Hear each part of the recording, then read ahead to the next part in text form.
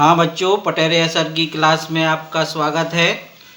इसके पहले मैं प्रेजेंट टेंस की सीरीज़ के सारे वीडियो अपलोड कर चुका हूँ और पास्ट टेंस की सीरीज़ के भी सारे वीडियो अपलोड कर चुका हूँ और फ्यूचर टेंस की सीरीज़ के भी वीडियो अपलोड कर चुका हूँ। ये फ्यूचर टेंस की आखिरी सीरीज का टेंस है। आज का जो टॉपिक है वो है फ्यूचर परफेक्ट कंटिन्यूअस टेंस।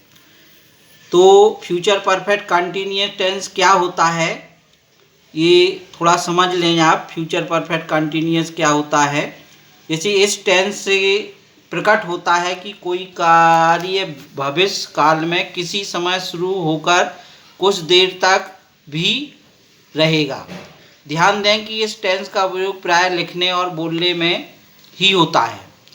अब चलिए अपना टॉपिक शुरू करते हैं। जैसे फ्यूचर परफेक्ट कंटिन्यूअस, आपके सामने यदि कोई हिंदी में वाक्य दिया है तो पहला आपको काम क्या करना होता है, पहले आपको हिंदी पहचान करना पड़ती है कि ये किस टेंस का वाक्य है। तो फ्यूचर परफेक्ट कंटिन्यूअस टेंस की जो हिंदी पहचान होती है वो इस प्रकार होती है कि जिन वाक्यों के अंत में रहा होगा, रही होगी, रहे होंगे और साथ में समय हो तो ऐसे वाक्य फ्यूचर परफेक्ट कंटिन्यूअस टेंस के अंतर्गत आते हैं।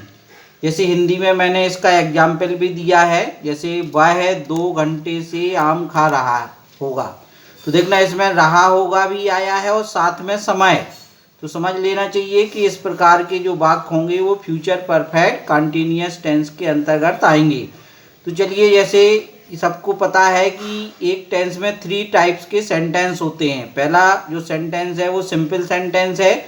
तो ये सिंपल सेंटेंस किस प्रकार से बनाएंगे वो मैंने आपको स्ट्रक्चर बताया है। सबसे पहले सब्जेक्ट लिखेंगे, सब्जेक्ट के बाद विल हैव बीन लिखेंगे, फिर वर्ब की फर्स्ट फॉर्म में आईएनजी लिखेंगे, फिर ऑब्जेक्ट लिखेंगे, फिर सिंस या फॉर प्लस टाइम। तो देखना इसमें जो सिंस या फॉर यूज़ होता है वो मैंने आपको प्रेजेंट परफेक्ट कंटिन्यूअस टेंस में बताया है डिटेल में कि किस प्रकार से सिंस और फॉर का यूज होता है। वैसे थोड़ा बता दूं कि सिंस का यूज पॉइंट ऑफ टाइम के लिए होता है और फॉर का यूज पीरियड ऑफ टाइम के लिए होता है। अब चलिए इसका एग्जाम्पल देखते हैं। जैसे लिखा है अमित गुप्ता 2 घंटे से पढ़ रहा होगा। तो इसको आप किस प्रकार से बनाएंगे, ये सिंपल सेंटेंस है। तो पहले सब्जेक्ट क्या है, अमित गुप्ता, तो पहले अमित गुप्ता की इंग्लिश बना देंगे, फिर उसके बाद हेल्पिंग वर्ब लिखेंगे विल हैव बीन, फिर रीडिंग मतलब इसमें आईएनजी जोड़ देंगे वर्ब में, फिर फॉर 2 आवर। अब चलिए इसका नेगेटिव सेंटेंस देखते हैं। नेगेटिव सेंटेंस का जो स्ट्रक्चर है वो इस प्रकार से रहेगा कि subject will not have been, यानी इसमें विल हैव बीन के बीच में नॉट आ जाता है, फिर वर्ब की फर्स्ट फॉर्म में आईएनजी, फिर ऑब्जेक्ट, फिर सिंस या फॉर प्लस टाइम। अब चलिए इसको एग्जाम्पल से और समझते हैं। जैसे लिखा है वे 3 बजे से टीवी नहीं देख रहे होंगे। तो इसको पहले सब्जेक्ट क्या है, बे की अंग्रेजी क्या होती, दे के बाद क्या लिख देंगे बिल, फिर लिख देंगे नॉट, फिर हैव बीन, यानी बिल के बाद नॉट आएगा, फिर लिखेंगे वर्ब यानी वॉचिंग, फिर ऑब्जेक्ट टीवी, फिर सिंस 3 o'clock फुल स्टॉप। अब चलिए इंटेरोगेटिव सेंटेंस बताता हूँ। इंटेरोगेटिव सेंटेंस भी 2 प्रकार के होते हैं। पहला इंटेरोगेटिव होता है जो क्या से वाक्य शुरू होता है, दूसरा इंटेरोगेटिव सेंटेंस होता है जिसमें क्वेश्चन वर्ड वाक्य के बीच में आता है।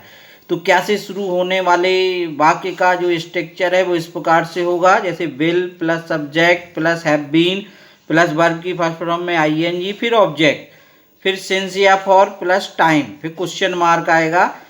फिर यदि क्वेश्चन वर्ड वाक्य के बीच में आता है तो उसको इस प्रकार से स्ट्रक्चर रहेगा इसका। सबसे पहले क्वेश्चन वर्ड जो बीच में आए उसकी अंग्रेजी पहले बना देंगे, फिर बिल लिखेंगे, फिर सब्जेक्ट लिखेंगे, फिर सब्जेक्ट के बाद हैव बीन लिखेंगे, फिर वर्ब की फर्स्ट फॉर्म में आईएनजी, फिर ऑब्जेक्ट, फिर सिंस या फॉर प्लस टाइम, फिर क्वेश्चन मार्क।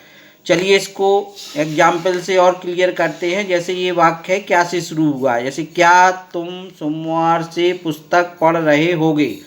तो इसमें क्या से वाक्य शुरू हुआ है, सब्जेक्ट तुम है, तो क्या के लिए इसमें व्हाट नहीं लगाएंगे, ये हेल्पिंग वर्ब से वाक्य शुरू होगा विल, फिर सब्जेक्ट लिखेंगे यू, सब्जेक्ट के बाद लिखेंगे have been reading book since Monday.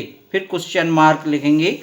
अब चलिए दूसरे प्रकार का जो सेंटेंस है, इसमें क्वेश्चन वर्ड वाक्य के बीच में आया है। जैसे इसमें क्वेश्चन वर्ड क्या है, क्यों, तो क्यों की अंग्रेजी अपन पहले बना देंगे। जैसे लिखा है हम 2 साल से यहाँ क्यों रह रहे होंगे, तो क्यों की अंग्रेजी अपन पहले बना देंगे जो एक्चुअली में होती है व्हाई। फिर हेल्पिंग वर्ब लगाएंगे विल, फिर सब्जेक्ट हमको बी बोलते हैं, फिर हेल्पिंग हैव बीन आ जाएगा, फिर वर्ब आ जाएगी लिविंग हेयर, ये ऑब्जेक्ट है, फिर फॉर 2 आवर। तो कृपया वीडियो को पूरा देखें और लाइक सब्सक्राइब जरूर करें। अब आज मैंने पूरी तीनों टेंस की सीरीज ख़त्म कर दी है। अब नेक्स्ट सीरीज मेरी एक्टिव पैसिव वॉइस की होगी। Thank you.